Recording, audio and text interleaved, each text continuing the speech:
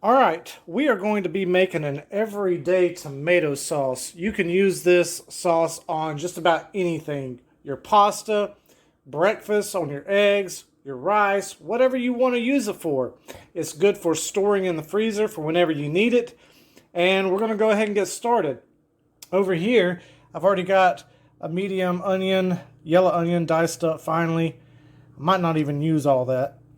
And then we've got three cloves of garlic.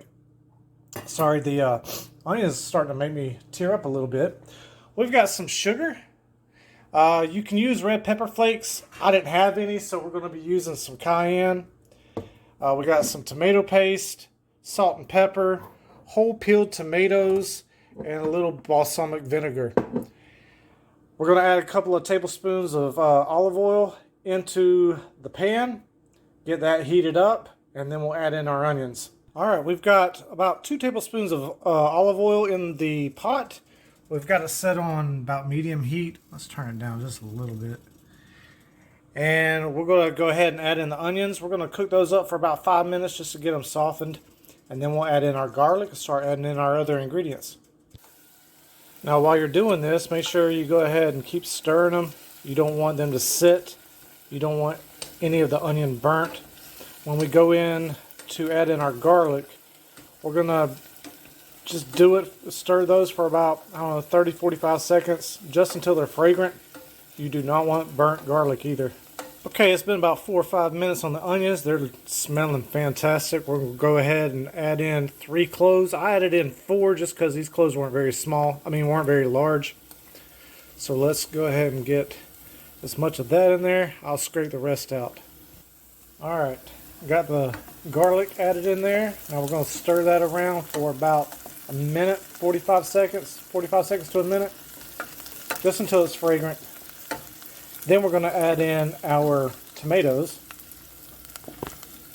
All right, next is our tomatoes, and these are whole peeled tomatoes.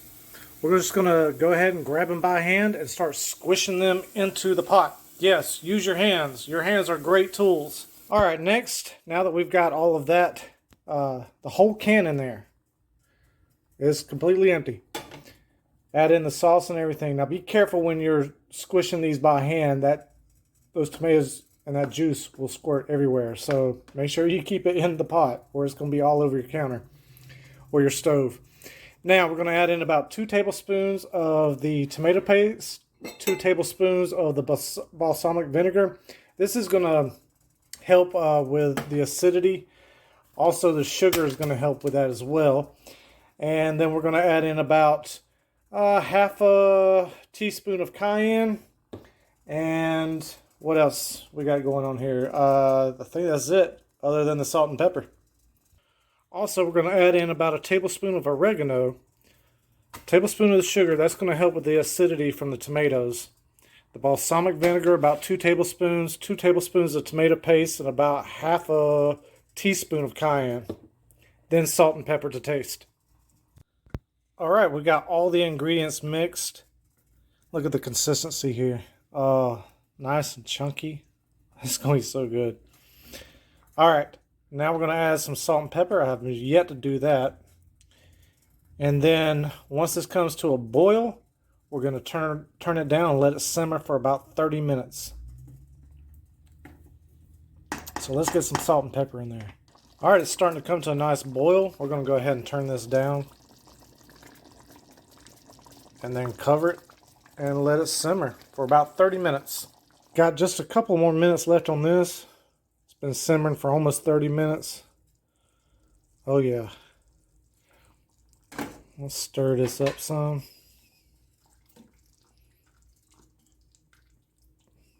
Oh yeah. That is looking fantastic. Might go a little longer. It's still a little bit watery. Not too bad though. Looking good. Okay, it's been about 40 minutes. I'll let it go for another 5. And look at this. Gorgeous. Nice and chunky from the tomato. It is a tad, just a tad spicy due to the cayenne, but that's how I like it. You don't have to use red pepper. You don't have to use cayenne. You can totally opt out of that. But there you have it. This is going to be your everyday tomato sauce. You can use it on just about anything. Hope you've enjoyed the content. If you have, go ahead and hit that like button. If you have yet to subscribe, be sure to hit that subscribe button and the bell icon. That way you receive notifications every single time I upload new content. Hope you're having a fantastic day. I know I am. This is Cooking with Tatted, and have a good one.